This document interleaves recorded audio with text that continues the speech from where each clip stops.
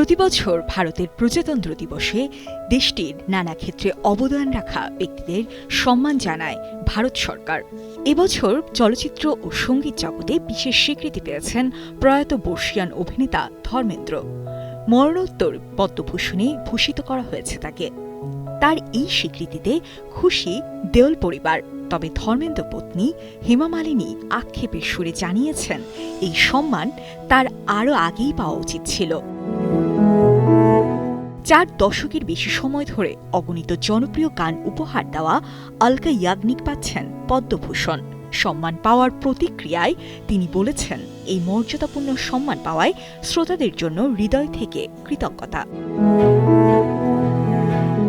দক্ষিণী সিনেমার জীবন্ত কিংবদন্তি মামুত্তিও এবছর পদ্মভূষণে ভূষিত হয়েছেন।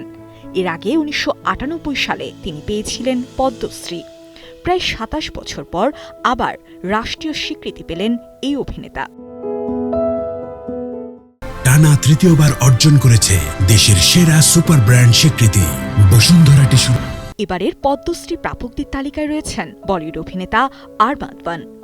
সম্মান পাওয়ার পর আবেগঘন বার্তায় মাধবন লিখেছেন, পদ্মশ্রী প্রাপ্তি তার কাছে স্বপ্নাতীত। এই সম্মান আজীবন শ্রদ্ধার সঙ্গে বহন করার এবং সততা ও নিষ্ঠার সঙ্গে কাজ করে যাওয়ার ইচ্ছা ব্যক্ত করেন। এছাড়াও পদ্মশ্রী পাচ্ছেন বাংলা চলচ্চিত্রের সুপারস্টার প্রসেনজিৎ চট্টোপাধ্যায়। 4 দশকের বেশি সময় ধরে ইন্ডাস্ট্রিতে কাজ করা এই অভিনেতা প্রতিক্রিয়ায় বলেছেন, এই পুরস্কার তার একার নয়, 40 বছর ধরে যারা তার সঙ্গে কাজ করছেন এই সম্মানের ভাগিদার সবাই।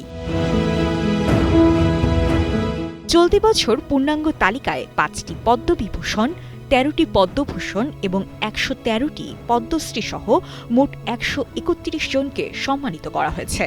চলচ্চিত্র ও সঙ্গীতের এই কিংবদন্তিদের সম্মাননা প্রাপ্তিতে আবেগে ভাসছেন তাদের ভক্ত অনুরাগীরা।